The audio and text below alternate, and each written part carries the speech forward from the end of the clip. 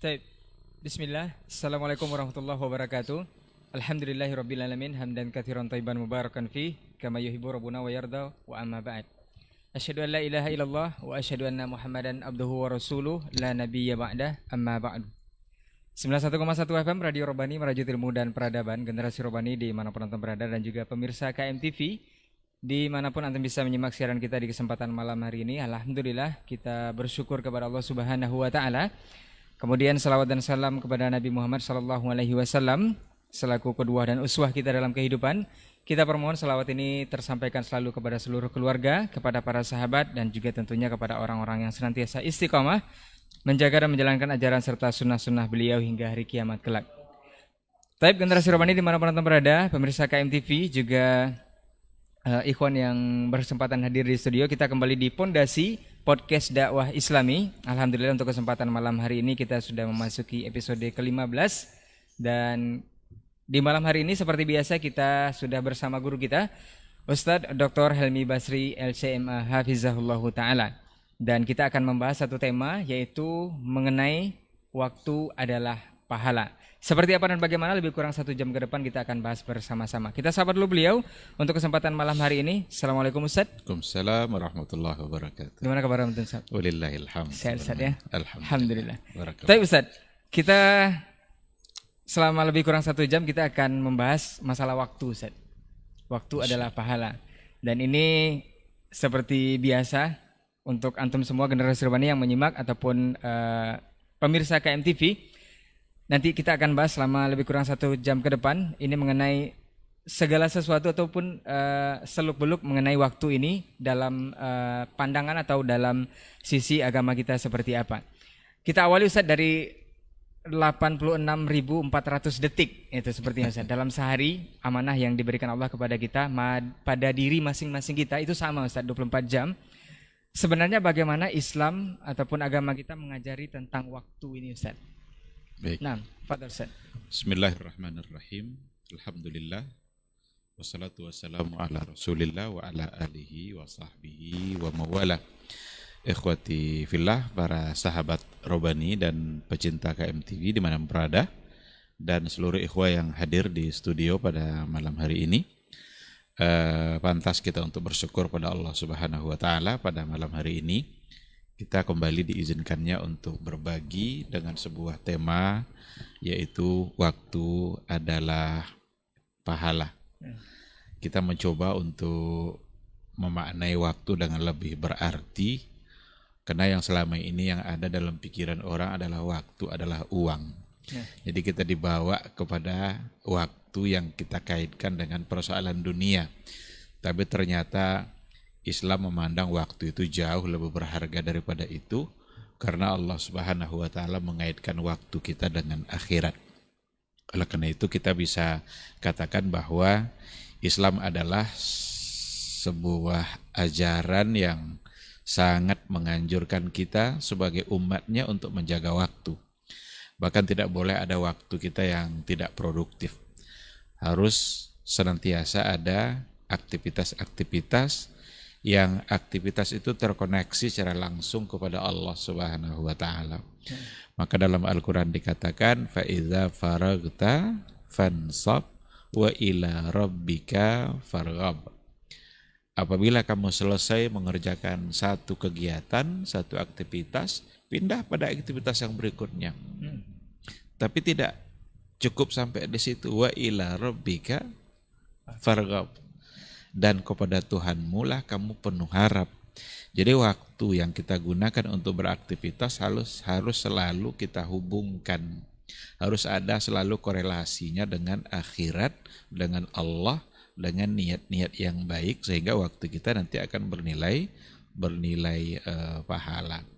Islam juga sangat tidak menginginkan umatnya itu suka bermalas-malasan. Karena bermalas-malasan itu adalah pertanda bahwa dia tidak memanfaatkan waktu. Orang yang apabila waktunya lebih banyak daripada kegiatannya itu pemalas.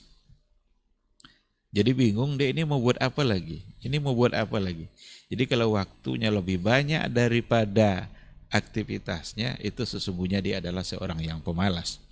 Oleh karena itulah Rasulullah Shallallahu Alaihi Wasallam senantiasa mengajarkan agar berdoa terhindar dari malas. Kan ada banyak doa ya. Di antaranya adalah Allahumma inni a'udzubika minal ajzi wal kasal. Ya Allah, aku berlindung kepadamu dari al-ajzi wal kasal, lemah dan malas. Ada doa zikir pagi, zikir sore yang diajarkan oleh Rasulullah sallallahu alaihi wasallam. Rabbi a'udzubika minal kasali wa su'il kibar. Ya Allah, aku berlindung kepadamu dari al-kasal. Kasal itu adalah satu sifat pemalas yang ternyata Islam sangat tidak menginginkan kita untuk bermalas-malasan, sehingga perlu kita memohon kepada Allah agar sifat malas itu hilang dari kita. Ini semua menggambarkan bahwa Islam itu benar-benar menghargai setiap detik waktu kita. Begitulah besarnya makna waktu yang ada di dalam Islam. Bahkan Allah Subhanahu wa Ta'ala bersumpah dalam Al-Quranul Karim hampir di setiap penggalan waktu yang kita lewati. Itu ada sumpahnya. Mulai dari fajar sampai malam. Wal fajri, wad duha, wal nahar, wal asri, wal laili. Sampai kemudian nanti fajar lagi. Di situ semua ada sumpah Allah Subhanahu wa Ta'ala. Dan ketika Allah bersumpah dengan sesuatu, itu menunjukkan besarnya sesuatu itu. Menunjukkan pentingnya sesuatu itu. Tidak mungkin Allah bersumpah dengan sesuatu yang tidak bermakna. Tidak mungkin Allah bersumpah dengan sesuatu yang tak punya arti. Maka ketika Allah bersumpah dengan setiap detik waktu, setiap penggalan waktu hidup yang kita lewati, itu artinya adalah hargailah setiap penggalan waktu yang kalian lewati itu. Di sini nampak oleh kita benar-benar di dalam Islam waktu itu punya arti yang luar biasa. Maka kita diminta untuk membuat setiap detik waktu kita produktif agar dia bermakna, agar dia bernilai pahala, agar dia memberikan kontribusi positif bagi kehidupan umat manusia, terutama bagi diri dia sendiri dan bagi manusia-manusia yang lainnya. Nah, Kira seperti itu. Berarti untuk makhluk yang bernama waktu ini yang Allah bersumpah di setiap penggalan waktu itu berarti makhluk yang diciptakan ini istimewa, Ustaz ya. Iya. Berarti waktu boleh dikatakan sangat betul. bermakna. Bahkan kan wal asri itu kan hubungannya sama kerugian kan. Nah, Wal asri innal insana lafi khusr. Demi masa sesungguhnya manusia dalam keadaan merugi. Orang-orang yang masanya enggak beraturan, yang orang-orang yang masanya habis begitu saja, dia akan menjadi orang-orang merugi. Bagaimana caranya agar dia tidak merugi? Isilah masa itu dengan keimanan, dengan ketakwaan, amal soleh, dengan tawasau bil haq wa tawasau bis sabr. Kalau seandainya itu yang dia habiskan, apabila waktunya dihabiskan untuk poin-poin yang tadi itu, untuk mengokohkan ketakwaan dan keimanannya kepada Allah, untuk memperbanyak amal saleh, untuk tawasau bil haq dan kemudian juga bersabri, itulah orang-orang yang akan keluar dari kerugian tadi. Berarti dia beruntung. Dan itulah hakikat orang-orang. Selain itu berarti sama dengan merugi gitu, Ustaz. Selain itu dia akan merugi karena Al-Quran mengatakan seperti itu. Nah, Ustaz, berkaca dari kehidupan uswah hasanah kita Rasulullah sallallahu alaihi wasallam, itu jatah waktu kita sama dengan Rasul, Ustaz ya, 24 jam atau 86.400 detik, bisa dikalkulasikan seperti itu. Bahkan waktu beliau yang sama dengan kita yang super sibuk itu bisa begitu bermanfaat setiap penggalan waktunya, Ustaz. Ini rahasianya seperti apa, Ustaz? Iya. Nah, bahkan mungkin Rasul itu yang tersibuk mungkin ya. Super sibuk, Ustaz. Dia sebagai Rasul, dia sebagai hakim, dia sebagai orang tua, dia sebagai pemimpin. Ada banyak hal tanggung jawab yang dipegang oleh Rasulullah Sallallahu Alaihi Wasallam, dan waktunya sama dengan yang lain. 1 jam itu ya sama-sama 60 detik, 60 menit. Jumlah detiknya juga sama. Tetapi beliau memiliki waktu yang sangat berharga dan sangat berkah. Nah, disinilah kata kunci bahwa Rasulullah Shallallahu Alaihi Wasallam apa yang dia lakukan itu sesungguhnya juga merupakan panduan untuk kita. Beliau selalu mengaitkan waktunya itu dengan Allah Subhanahu wa taala. Beliau selalu mengaitkan detik-detik waktunya dengan akhirat. Jadi kalau seandainya kita habiskan waktunya fokus untuk mengejar dunia, hilang keberkahannya. Tapi kalau seandainya kita kaitkan waktu kita dengan akhirat, disitulah yang akan mendatangkan keberkahan. Karena keberkahan itu adalah milik Allah dan Allah yang memberikan kepada siapa yang dia kehendaki. Nah, bagaimana caranya agar setiap waktu kita itu bernilai ibadah? Ya seperti tadi, apapun yang kita lakukan, apapun yang kita kerjakan, harus kita bawa niat dalam mengerjakan perbuatan itu, kita hubungkan niat kita kepada Allah Subhanahu wa taala. Dan hanya Islamlah yang mampu menjadikan setiap detik waktu kita menjadi ibadah, menjadi pahala. Masya Allah. Setiap detik waktu. Detik demi detik akan menjadi pahala. Ketika kita kaitkan semua aktivitas kita dengan Allah dan dengan sunnah Rasul. Apa contohnya? Ketika seorang ayah, bapak-bapak pagi-pagi pergi ke kantor, bukankah seolah-olah itu untuk persoalan dunia dia? Nah, Tetapi kalau seandainya persoalan dunianya tadi dikaitkannya dengan Allah, dikaitkannya dengan akhirat, maka waktunya akan menjadi pahala dan akan menjadi ibadah. Bagaimana? Niatkan karena dia keluar itu adalah sebagai seorang ayah yang punya kewajiban untuk memberikan nafkah bagi anak dan istrinya. Maka dimulailah langkah awal itu dengan bismillah, baca doa keluar rumah, ya kan? Nah. Kemudian dia bekerja dengan niat untuk mencari nafkah atas nama Allah, karena dia sebagai seorang ayah yang wajib memberikan nafkah anak-anaknya. Sehingga ini juga akan menjadi filter bagi dia untuk berbuat salah dalam pekerjaannya. Kalaulah seseorang itu sadar dia sekarang bekerja atas nama Allah untuk mencarikan nafkah untuk anak-anak dan istrinya, tidak akan membohongi orang dia untuk mendapatkan nafkah itu. Karena dia tahu bahwa nafkah ini akan dimakan oleh anak dan istrinya. karena setiap aktivitas itu dikaitkan sama Aktivitasnya dikaitkan Allah dengan Allah Subhanahu wa taala. Nah. Maka berapa jam dia di tempat kerja itu akan menjadi ibadah bagi dia, akan menjadi pahala. Kenapa? Karena dia mengerjakan perintah Allah. Apa perintah Allah? Perintah Allah adalah kepada ayah yang wajib memberikan nafkah anak dan istrinya. Nah. Jadi rugi aja kita kalau kita nggak kita kaitkan sama Allah gitu. Seolah-olah hanya untuk dunia dan kita mendapatkan hasil dari semata-mata kemampuan kerja kita. Enggak. Kita dapat hasil itu karena Allah Subhanahu wa taala yang memberikan hasil itu. Kerja kita itu karena Allah yang memberikan, yang merahmati dan memberkahinya, maka dapatlah kita rezeki yang halal dan penuh berkah di situ.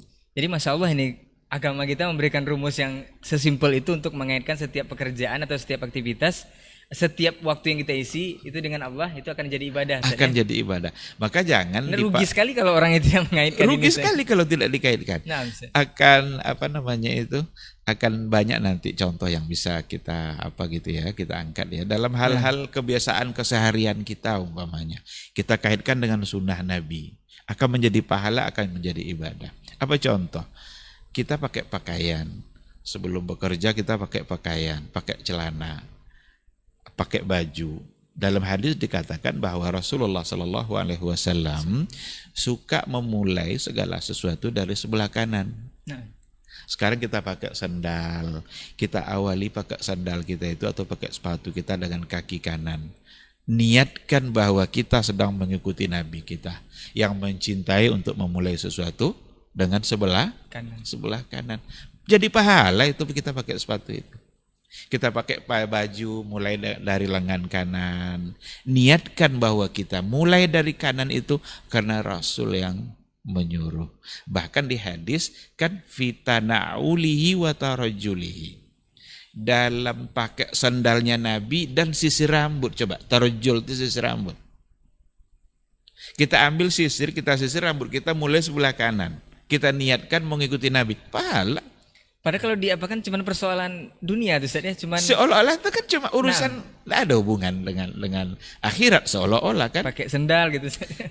Pakai Masya Allah. dan kaitkan dengan sunnah Nabi gitu. Nah. Kaitkan dengan Allah dan kaitkan dengan Rasul. Maka judul kita malam ini ketika kita katakan waktu adalah pahala, jangan terbayang nanti kita menung di masjid, zikir, baca Quran, sholat sunat, tidak keluar-keluar masjid. Enggak. Tetap dengan aktivitas Tetap keseharian. dengan aktivitas keseharian kita. Bahkan ketika ada orang yang seharian berzikir di masjid, melupakan nafkah anak istrinya, malah berdosa dia. Karena dia mengabaikan apa yang menjadi kewajiban-kewajiban dia. Kan seperti itu. Nah, jadi begitulah agama kita membimbing kita agar setiap detik waktu kita bisa bernilai pahala. Dari bangun sampai bangun kembali bisa jadi pahala. Nanti capek kita bekerja, istirahat kita sebentar. Istirahatnya untuk apa? Untuk sholat, pahala lagi. Selesai sholat, kena perut lapar, makan dulu. Niatkan makan itu agar kuat lagi untuk mencari nafkah, pahala lagi. Selesai makan kembali nyari nafkah, niatkan karena Allah, pahala lagi. Bukankah begitu indahnya agama kita? Bukankah begitu sempurna aja agama kita dalam mengatur detik-detik waktu kita? Jadi besok tagline-nya dirubah saja, bukan time is money tapi waktu adalah pahala. Wajib untuk dirubah. Nah. Kalau dikatakan waktu adalah uang, yang terbayang oleh kita dunia,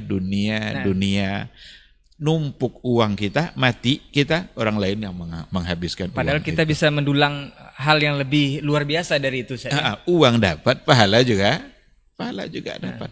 Kalau seandainya waktu kita sudah kita jadikan untuk mendulang pahala demi pahala, dunia yakinlah akan ngikut. Orang kadang begitu khawatir dengan dunia, sampai-sampai melupakan akhirat gara-gara mengejar dunia. Ada yang lupa sholat, belum azan subuh dia keluar untuk nyari nafkah, lupa sholat subuh. Padahal yang akan memberikan nafkah siapa? Yang akan memberikan kita rezeki siapa? Dia yang tadi kita tinggalkan penghambaan subuh kita kepada dia. Padahal kalaulah kita ikuti irama kehidupan kita ini dengan cara yang sangat sederhana dan niatkan mengikuti Allah dan mengikuti Rasulnya, betapa indah kehidupan kita. Karena semuanya kita kaitkan dengan Allah Subhanahu wa ta'ala. Nah, salah satunya mungkin waktu kita yang sekarang ini mudah-mudahan bernilai pahala juga Ustaz ya. Di antaranya, di antara cara mengisi waktu ya bagaimana kita bisa belajar, duduk, kemudian mendapatkan ilmu. Oh nanti habis paket saya, habis pulsa saya, menghabiskan pulsa paket untuk yang bersifat agama seperti ini, itu juga akan menjadi pahala, akan menjadi ibadah bagi kita insya Allah. Jadi nggak usah terlalu takut, nanti akan diganti insya Allah dengan pulsa yang lain. Nah, tapi Ustaz, kalau kita berbicara waktu, Ustaz, tidak adil juga kalau kita berbicara tentang usia, Ustaz. Karena waktu berjalan, usia pun akan berjalan pada hakikatnya. Nah, untuk menyelaraskan waktu yang diberikan Allah ini dengan usia yang ada ini seperti apa dalam Islam, Ustaz? Katanya umur dan usia itu berbeda, Ustaz. Ini seperti apa? Iya. Umur itu kita bilang usia ya, usia atau umur gitu. Umur itu sebenarnya diambil dari kata bahasa Arab. Amara ya'muru. Umur kan? Ya amara ya'mur. Itu artinya diisi, dimakmurkan, disemarakkan. Jadi dari bahasa Arab, Ustaz ya? Dimanfaatkan. Itu dari bahasa Arab. Umur itu bahasa Arab. Jadi yang benci bahasa Arab jangan benci karena udah umur pun dari bahasa Arab ternyata. Ada orang benci bahasa Arab. Umur pun itu dalam bahasa Arab. Nah. Maka dalam Al-Qur'an kan dikatakan innama ya'muru masajidallah man amana billah. Sesungguhnya orang-orang yang mampu memakmurkan masjid. Apa makna memakmurkan masjid? Mengisi, meramaikan, menyemarakkan, memanfaatkan adalah orang-orang beriman kepada Allah. Jadi ya'muru itu menyemarakkan, mengisi dengan sesuatu yang bermanfaat. Nah, oleh karena itu, kenapa disebut umur? Ya, itu artinya bahwa kita harus isi umur kita itu dengan yang baik. Kalau enggak nanti hanya akan menjadi usia yang sia-sia. Nah, Menjadi sia-sia dia karena tidak diisi. Orang-orang yang kalau seandainya umurnya atau usianya diisi dengan hal-hal yang baik sehingga ia benar-benar menjadi umurnya, mati pun dia sesungguhnya masih hidup. Nah, begitulah kalau seandainya umur sudah kita isi secara baik. Imam Syafi'i itu udah lama wafatnya, tapi dia masih menjadi guru kita sampai hari ini. Imam Bukhari sudah lama wafatnya, sampai hari ini masih menjadi guru umat sampai hari ini. Karena kitab hadis yang berhasil dia tulis itu saya kira tidak ada satupun masjid kecuali di dalamnya akan disebut-sebut nama Imam Bukhari, nama Imam Syafi'i, nama ulama-ulama yang lain.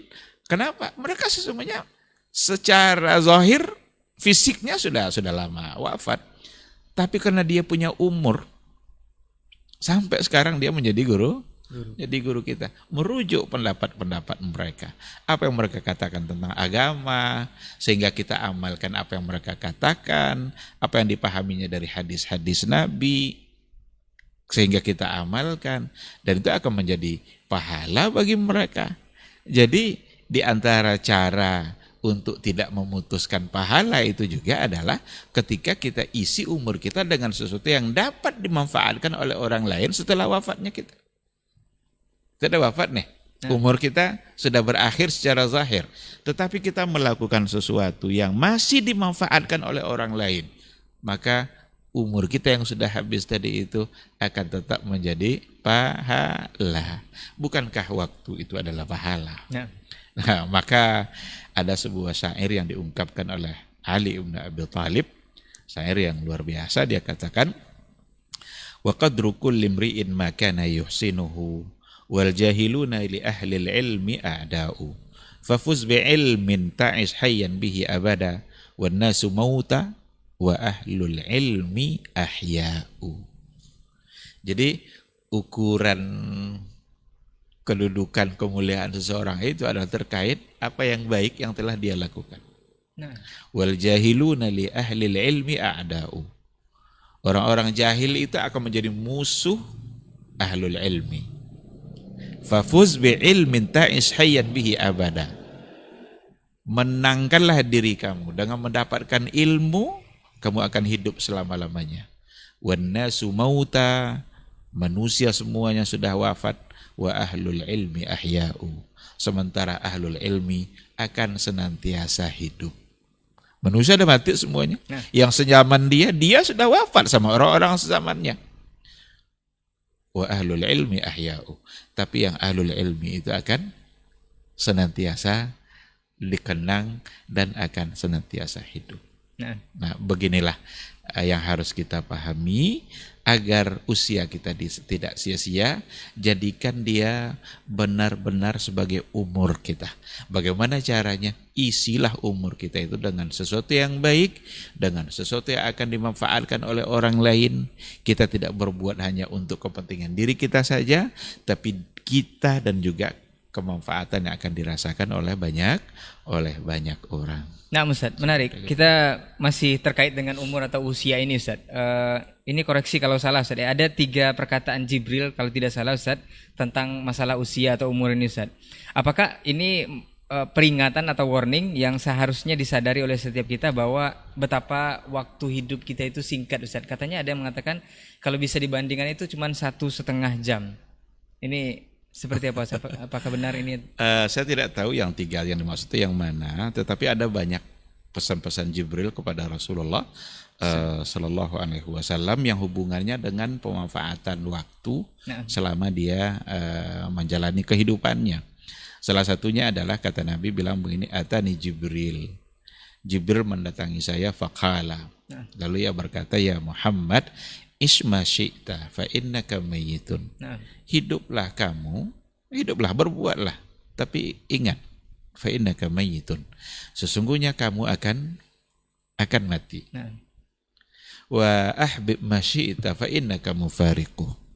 Kalau kamu mencintai sesuatu, cintailah, enggak apa-apa. Tapi ingat, satu saat kamu akan berpisah. Kan cintailah, kan banyak yang mau kita cintai dalam kehidupan kita. Mencintai pekerjaan, mencintai jabatan. Ada orang pas dapat jabatan dicintainya seolah-olah dia tidak akan berpisah dengan jabatannya itu. Tapi fa innaka mufariku, kamu itu akan berpisah dengannya. Kita punya anak, cintailah anak kita. Kita punya istri, cintailah istri kita. Fa innaka mufariku. Tapi ingat, saatnya akan ada waktu untuk berpisah. Dan itu sesungguhnya anjuran agar kita cintai dengan cara yang benar. Cintai dengan cara yang diridhai oleh Allah. Karena kita akan berpisah dan akan mempertanggungjawabkan. Lalu kemudian juga kata Jibril, wa amal ma syi'ta fa innaka majziyun bihi. Lalu berbuatlah apa yang kamu lakukan. Tapi ingat, fa innaka majziyun bihi. Kamu akan dibalas. Jadi ini sesungguhnya kalau memang yang tiga itu yang dimaksud adalah yang pada hadis ini, saya kira ini gambaran bagaimana kita benar-benar memanfaatkan waktu kita bisa bernilai pahala, bernilai ibadah, bernilai kebaikan. Karena kita hidup di dunia, mungkin kita akan mencintai itu lumrah saja, karena Allah yang memberikan sifat cinta itu ada pada manusia. Kita suka mencintai yang baik, mencintai hal-hal yang menyenangkan, tapi ingat, fa innaka mufariqu. Kita juga diberikan kesempatan untuk berbuat, beramal, beraktivitas. Berbuatlah apa yang mau kamu lakukan. Tapi ingat, fa innaka majziyun bihi. Apapun yang kita lakukan, maka sesungguhnya itu akan kita pertanggungjawabkan. Jadi ketika kita mengisi waktu kita dengan hal-hal yang tidak bermanfaat, itu akan dipertanggungjawabkan. Habis waktu kita untuk hal-hal yang bukan hanya sekedar sia-sia, tapi justru sesuatu yang mendatangkan dosa. Karena ada perbuatan itu mungkin mubah gitu ya, mungkin boleh saja melakukan. Tapi ketika menghabiskan waktu untuk yang dibolehkan tadi itu, sekedar boleh saja, tidak ada nilai pahalanya, maka itu justru akan menjadi sia-sia. Ada Syekh Nasir Al-Umar ditanya tentang satu persoalan, ya Syekh, apa hukumnya kalau ada orang baca koran dari pagi sampai sore? Baca koran dari pagi sampai sore, kita boleh tidak baca koran? Ya mungkin boleh-boleh aja kita baca koran kan, asal kita jaga aja apa yang kita baca. Jadi hukum asalnya tidak ada masalah. Tapi kalau dia menghabiskan waktu dari pagi sampai sore baca Quran, apa jawabannya? Dzaka ma'siyah, itu adalah kemaksiatan. Karena menghabiskan waktu untuk hal-hal yang mafdul. Bukan hal-hal yang afdal atau fadil, tapi yang mafdul. Walaupun secara hukum sudah kita katakan, tetapi ketika habis waktu untuk yang seperti itu, maka akan menjadi sia-sia, bahkan bisa-bisa menjadi dosa. Karena dia meninggalkan hal-hal lain yang jauh lebih baik untuk dia kerjakan. Nah Ustaz, menarik dari perkataan Ustaz tadi bahwa selain kita akan mendulang pahala dari waktu yang diberikan Allah kepada kita dengan jatah yang sama, juga bisa berbuat sia-sia dengan hal-hal yang mubah sebenarnya Ustaz.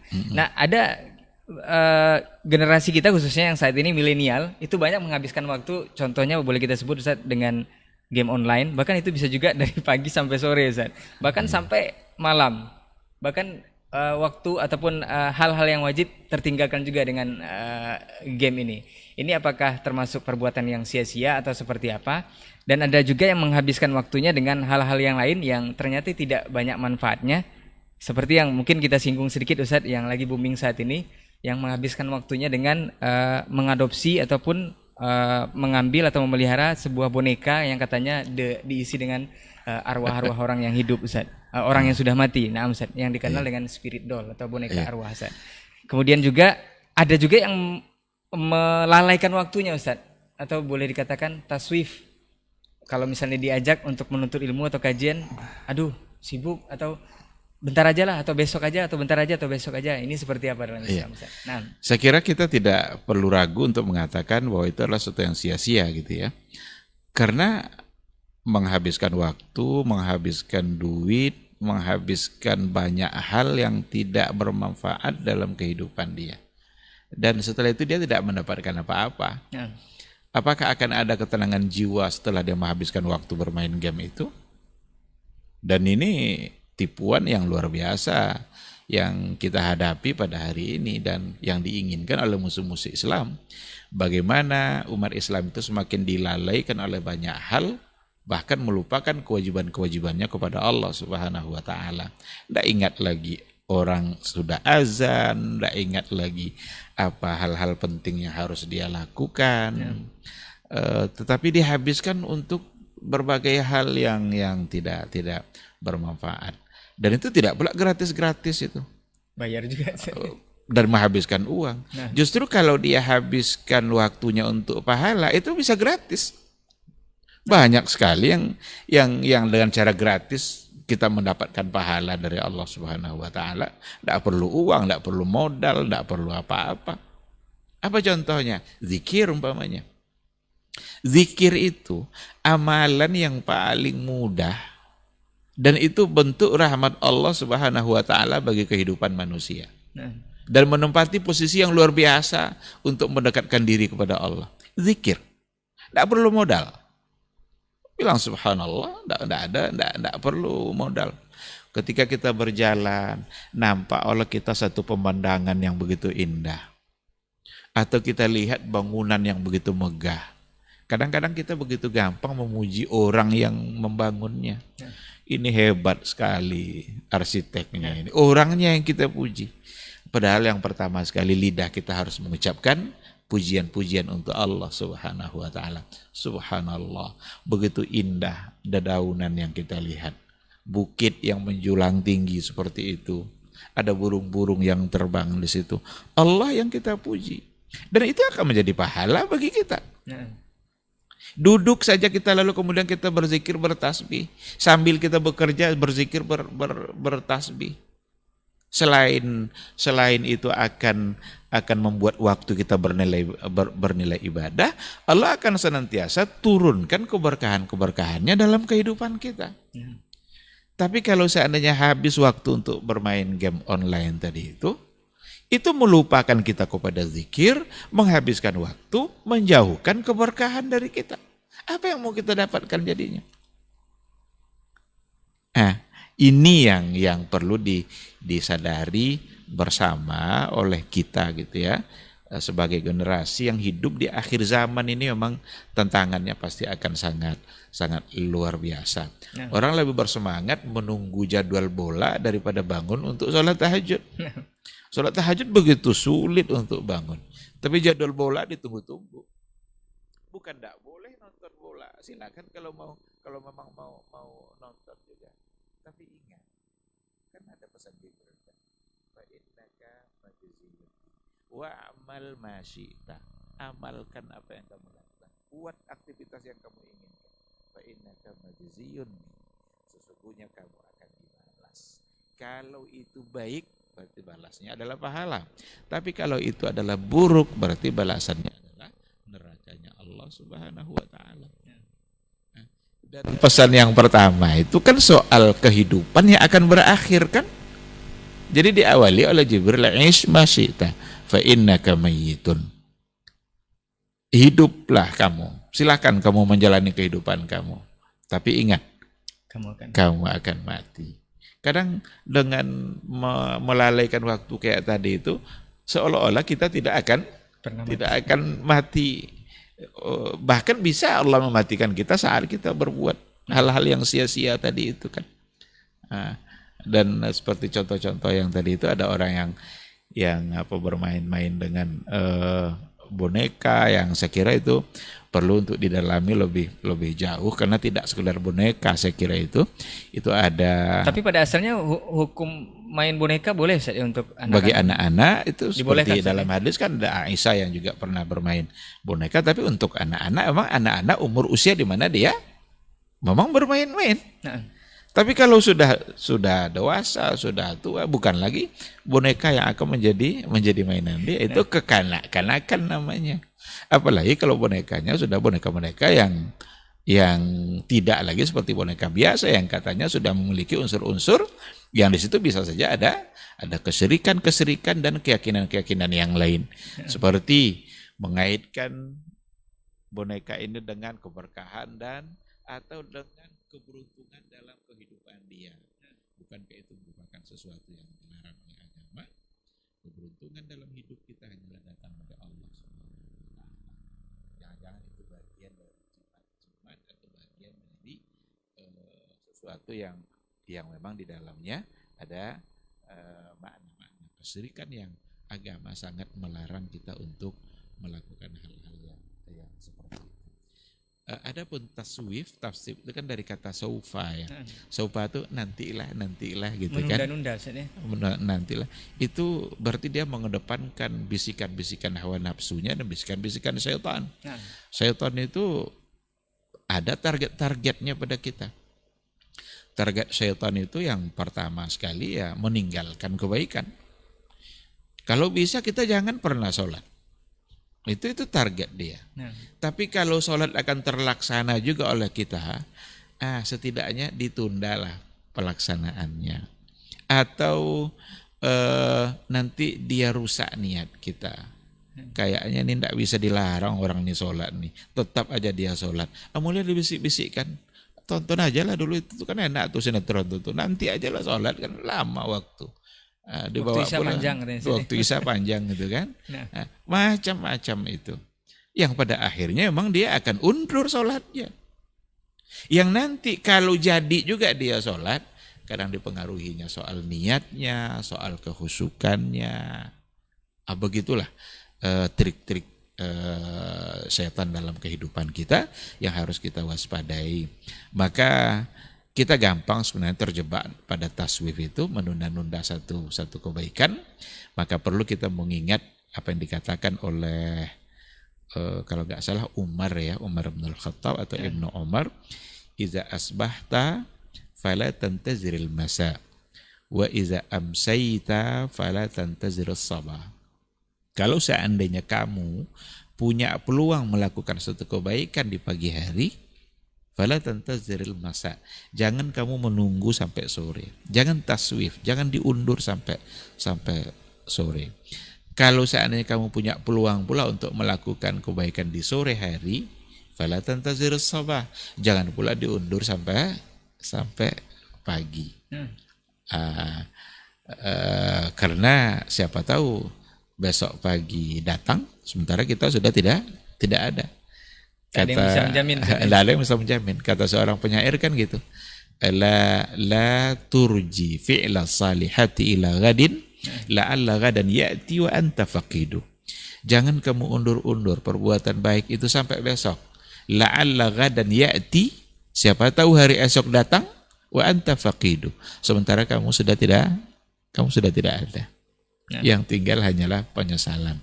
Kebaikan sudah tidak jadi terlaksana, sementara kita tidak punya waktu lagi untuk melaksanakannya. Nah Ustaz, ini klarifikasi sedikit Ustaz. Ini apakah Ustaz mau jawab atau tidak? Ini terserah Ustaz. Ini dari perkataan tadi bahwa termasuk waktu yang dibuang sia-sia dengan tidak bernilai pahala tadi adalah dengan menonton bola Ustaz, atau nonton bareng istilahnya sekarang Ustaz. Ini ada bolehkah kita menonton atau melakukan nonton bareng ini di pelataran masjid atau di dalam masjid bahkan Ustaz? Karena ada yang melakukannya. Apakah ini hukumnya dibolehkan atau seperti apa Ustaz? Wallahu a'lam. Yang jelas masjid fungsinya adalah untuk sesuatu yang bersifat ibadah. Rasulullah SAW ketika ada orang Badui yang melakukan hal yang menyimpang dalam agama, tapi melakukan yang menyimpang gitu ya, seperti kan kisah orang Badui yang pipis di masjid. Kata Rasul begini, innama hadza masjid, sesungguhnya ini adalah masjid, la yasluhu fihi, tidak pantas untuk dilakukan pada masjid itu kecuali zikir, salat, wa qiraatul Quran. Nabi menyebutkan di situ fungsi-fungsi yang baik yang digunakan pada masjid gitu. Bagaimana kita bisa berzikir, sholat, baca Quran, dan amal-amal lainnya. Lalu kemudian bagaimana kalau seandainya dilakukan itu nonton bola, barangkali ya tidak akan persis sama pula nanti kiasnya dengan yang pipis di masjid tadi kan. Tentu tidak akan bisa disamakan. Tapi mungkin menurut saya lebih baik untuk tidak dilakukan itu. Karena di situ nanti akan melakukan sesuatu yang memang tak akan bisa dilakukan di masjid. Orang akan berteriak-teriak, bahkan bisa macam-macam, mungkin melompat-lompat kegirangan. Kalau pas seharusnya golnya masuk, tidak masuk, mungkin dia akan mengucapkan kata-kata yang mungkin kasar atau salah gitu. Padahal kan. salah satu bentuk adab itu tidak boleh mengangkat suara di masjid, Ustaz, ya? Dan itu salah satu adabnya. Maka bisa saja nanti orang yang melakukan itu akan melakukan sesuatu yang seharusnya memang tidak dilakukan di masjid. Kenapa Rasul melarang jual beli di masjid? Karena orang akan berteriak-teriak menawarkan barangnya, itu kan? Nah, itu ada hadis yang melarang kan, jangan berjual beli di dalam masjid. Kenapa itu dilarang oleh Nabi? Ya agar tidak terjadi hal-hal yang memang tidak pantas dilakukan di masjid. Nah, yang tadi memang tidak jual beli, tetapi seperti yang digambarkan tadi, kadang-kadang mudah untuk melakukan sesuatu atau lupa kalau mereka sedang berada di dalam masjid, sehingga mereka melakukan hal-hal yang bisa saja itu tidak pantas untuk dilakukan di masjid. Maka barangkali tidak pula langsung kita katakan haram dan lain sebagainya, tapi lebih baik untuk tidak dilakukan. Jazakallah khair, Ustaz, untuk nasihatnya, untuk nobar tadi, Ustaz, ya. Kita lanjut, Ustaz. Mengenai waktu adalah pahala ini, kita tahu bahwa dalam Al-Quran ada warning juga, Ustaz, ada peringatan untuk usia 40. Ini maksudnya seperti apa nih, Ustaz? Apakah memang batas 40 itu nanti kita akan dekat-dekat mau meninggal atau mati, atau seperti apa, Ustaz? Wallahu a'lam, yang jelas angka 40 itu memang ada banyak hal yang disebutkan gitu ya. Termasuk Rasulullah Shallallahu Alaihi Wasallam pun diangkat menjadi Rasul adalah di umur dia 40. Jadi ada yang mengatakan umur 40 adalah umur kematangan seseorang dalam mengalami kehidupan, di mana setelah itu kalau sudah mengalami masa kematangan, yang berarti yang ada adalah masa berkurang, karena matangnya sudah sampai gitu. Apa Ustaz, ini persis 40 atau tidak ditentukan, Ustaz? Memang 40-an itu mungkin 41, 42 itu, Ustaz. Memang ada kata 40 itu. Cuma wallahu a'lam, saya tidak tahu secara pasti. Cuma mungkin perlu juga kita mengambil ibrah dari pengangkatan Nabi di umur 40 itu. Memang di masa kematangan beliau dalam menerima amanah Allah Subhanahu wa Ta'ala. Setelah beliau ditempa dari awal sampai berumur itu, lalu diangkatlah menjadi Rasul. Maka bagi kita ya umur 40 ya juga bisa-bisa umur di mana setelah itu kita akan mengalami kekurangan-kekurangan. Dan kalau nggak salah itu juga dokter-dokter juga mengatakan seperti itu. Kalau sudah mulai umur 40 atau di atas 40 itu sudah mulai ada hal-hal yang mulai berkurang dalam pembicaraan, mungkin sudah rumah sakit sama obat gitu, Ustaz. Iya. Kalau dulu dia makan agar tidak minum obat ya, tapi sekarang dia minum obat agar bisa makan. Dibalik, nah, dibalik gitu, karena sudah mulai mata sudah mulai berkurang fungsinya, dan yang lain juga sudah mulai. Ada juga yang mengatakan, Ustaz, kalau memang sudah usia 40 itu, misalnya dari awal sampai menjelang 40 itu jauh dari agama, Ustaz, misalnya. Kalau sudah usia 40 masih tetap belum berubah, itu bakal seperti itu sampai meninggal. Ini apakah itu tidak bisa dipastikan. Tidak bisa dipastikan. Berapa banyak sahabat yang masuk Islam di atas umur 40? Itu kata-kata tadi tidak bisa dipegang gitu. Kalau seandainya dia sampai umur 40 masih saja jauh dari Allah, berarti tidak akan ada harapan dia untuk tidak baik. Itu salah. Itu jangan dipegang kata-kata itu. baik tidak baiknya kita tidak semata-mata ditentukan oleh umur 40 tadi itu. Ada banyak hal yang akan mempengaruhi kita dalam kehidupan kita. Ada orang baru tobat umur 50. Nah, Bertobat sebaik-baiknya. Bahkan bertanya pula dia, Pak Ustadz, saya kan baru tobat umur 50 nih. Kemarin tidak ada saya sholat. Wajibkah saya qadha sholat saya yang tertinggal selama ini, Ustadz? Begitu keinginan dia untuk benar-benar bertobat kepada Allah Subhanahu wa taala. Oleh karena itu, jangan dijadikan kata pasti. Itu kan analisa-analisa sebagian saja terkait dengan umur di mana dia di angka 40. Dan dokter-dokter juga mengatakan tadi itu kalau di atas 40 sudah mulai banyak yang berkurang kalau dulu tensinya normal aja, kalau sudah di atas itu sudah mulai berubah gitu kan. Kalau dulu dari jauh tuh jelas ya, kalau sekarang udah agak kabur Sekarang sudah mungkin. mulai agak kabur. Itu dalam kehidupan kita. Tapi dalam persoalan ketaatan dan agama tidak menjadi ukuran bahwa kalau sudah umur 40 itulah yang paling menentukan dia baik atau tidak baik, itu tidak bisa. Ada juga orang baik sampai umur 40, lewat 40 jadi tidak baik dia. Kebalikan dari yang tadi. Maka kita harus memohon kepada Allah agar tetap diberikan istiqamah sampai akhir hayat. Bukan istiqamah sampai umur 40. Nah, sampai akhir hayat kita. Karena kita tidak tahu apa akan terjadi dalam kehidupan kita di masa yang akan datang. Nah, yang akan kita bahas berikut ini, Ustaz, ini menarik. Ini sebagian besar kaum muslimin khususnya di era ini atau di zaman ini, mudah-mudahan tidak akan berlanjut, Ustaz. Ini mewariskan kepada anak-anaknya dari kecil, Ustaz. Ini, Ustaz, adakah doa panjang umur, Ustaz? Bahkan ini setiap anak-anak muslim, sebagian besar muslim yang lahir itu diajarkan doa panjang umur sambil tiup lilin, Ustaz. Panjang umurnya. Ini seperti apa, Ustaz? Apakah memang ada atau? Jadi ada yang kontra sebenarnya ya. Dia menginginkan kehidupan umur yang lebih panjang, tapi ditandai dengan mematikan cahaya.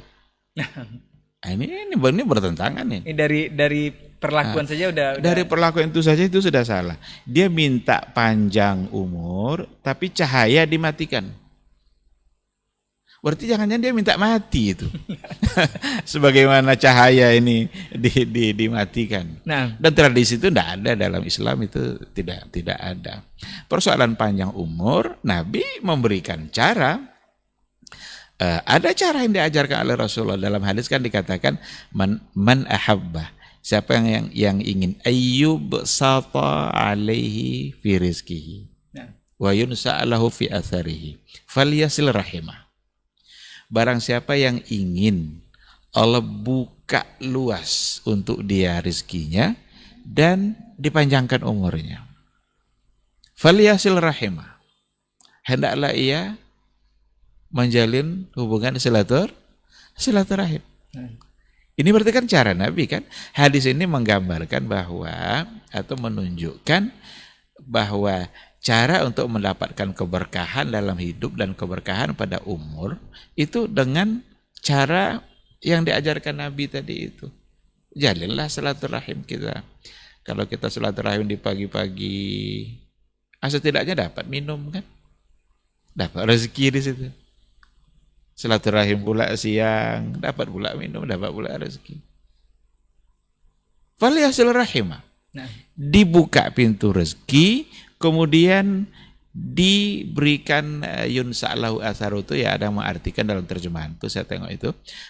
Memang diberikan keluasan dan panjang umur, tapi perlu dipahami bahwa panjang umur itu ada yang dalam artian hakikinya, tapi ada dalam artian yang lain. Panjang umur itu ya seperti yang kita contohkan tadi, ulama-ulama itu panjang umurnya itu karena mereka selalu diingat-ingat dan disebut-sebut. Nah, berarti panjang umur itu kita yang memanjangkan umur kita itu dengan cara melakukan sesuatu yang baik yang orang senantiasa mengingat dan mendoakan kita.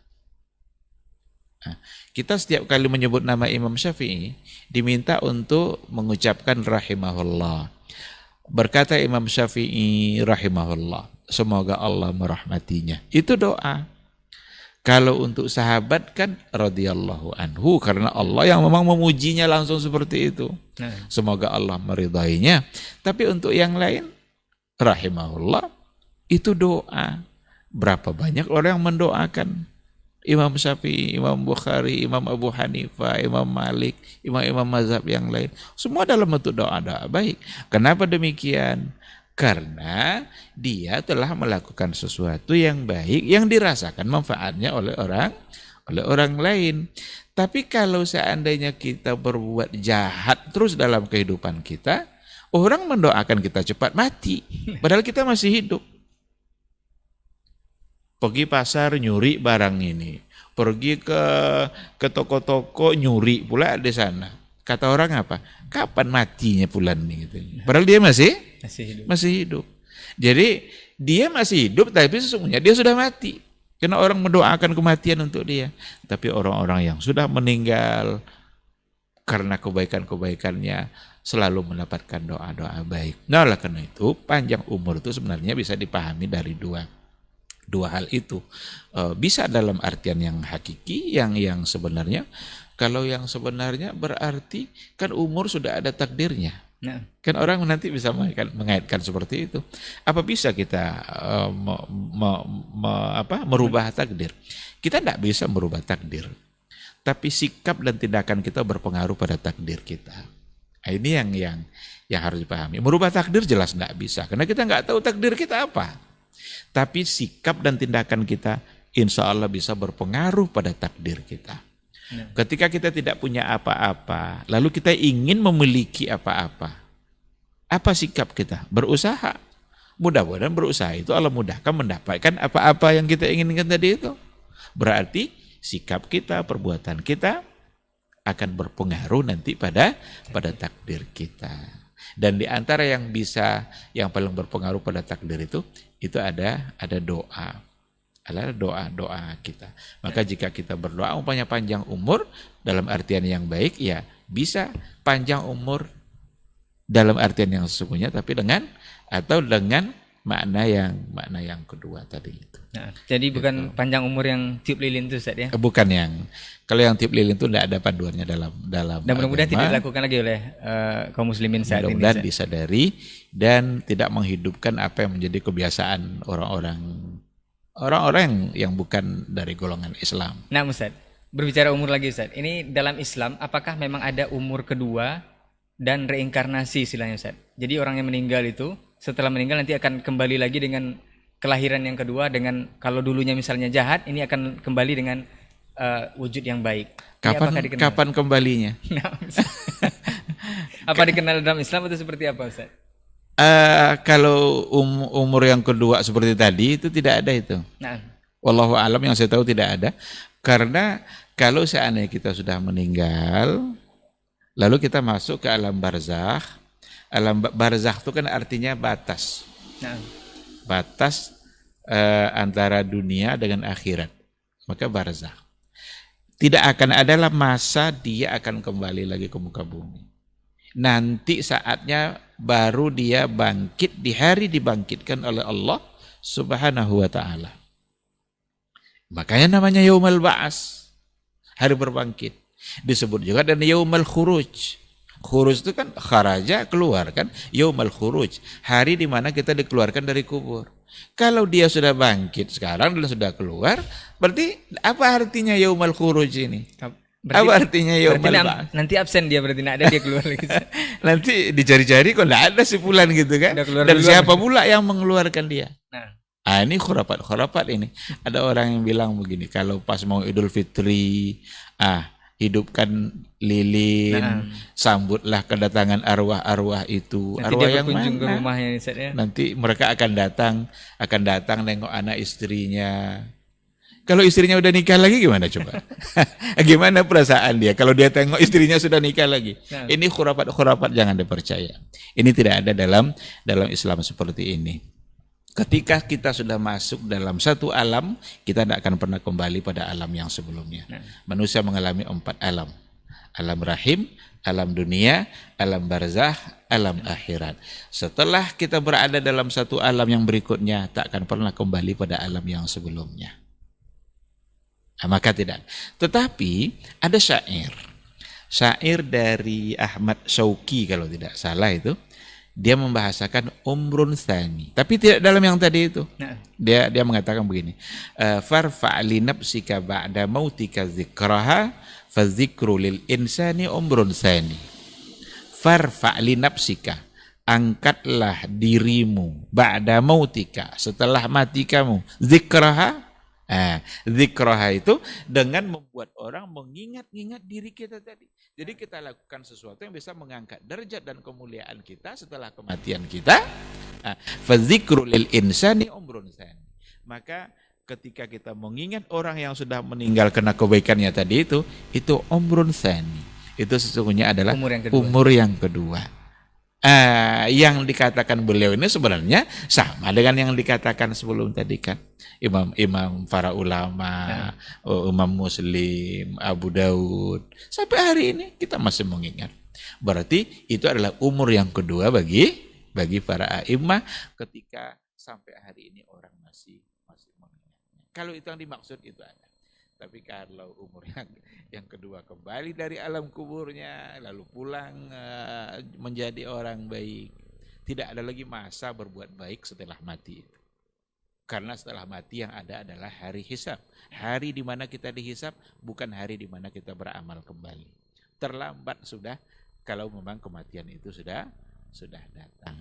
Masya Allah, barakallahu fikum, jazakumullah khairan. Udah hampir 1 jam kurang lebih kita berbincang mengenai waktu adalah pahala ini, Ustaz. Tapi terakhir, Ustaz, ini nasihat Ustaz mungkin barangkali untuk semua kita ataupun generasi penerus milenial yang saat ini lebih banyak menghabiskan waktunya dengan tidak berpahala atau tidak dengan mendulang pahala. Istilahnya kalau sekarang ini generasi tunduk, Ustaz.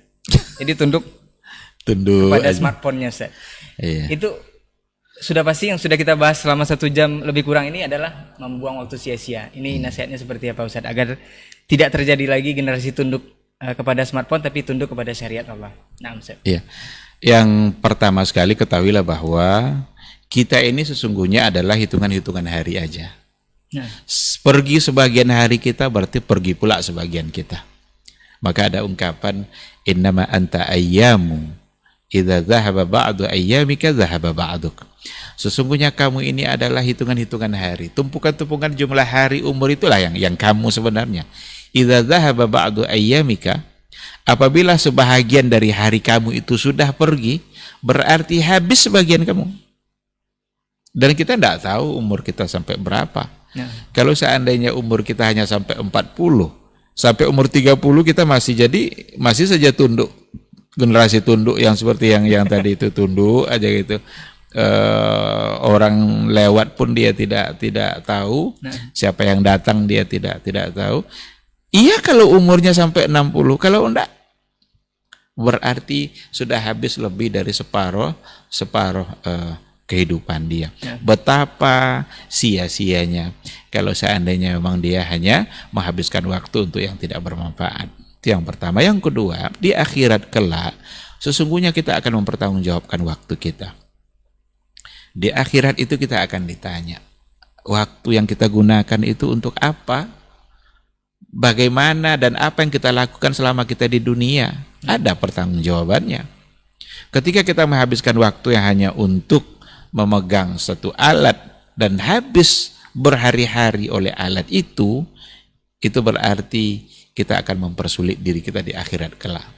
Maka pesan saya untuk diri sendiri dan untuk kita semua, lakukanlah sesuatu yang membuat kita bahagia di akhirat kelak. Dan tinggalkanlah sesuatu jika sesuatu itu akan mempersulit kehidupan kita di akhirat kelak. Semoga Allah Subhanahu wa taala benar-benar memberikan taufik dan hidayahnya kepada kita bersama. Amin. Sehingga kita bisa memanfaatkan waktu kita untuk hal-hal yang bernilai pahala. Tiada hari tanpa pahala, tiada detik waktu yang kita lewati kecuali menghasilkan pahala dan kebaikan. Wallahu subhanahu wa ta'ala alam. Masya Allah, jazakallah khairan Ustaz untuk waktunya dan untuk perbincangan kita di podcast kali ini. Mudah-mudahan ini bisa bermanfaat untuk antum dan antuna semuanya yang menyimak ataupun yang mendengarkan.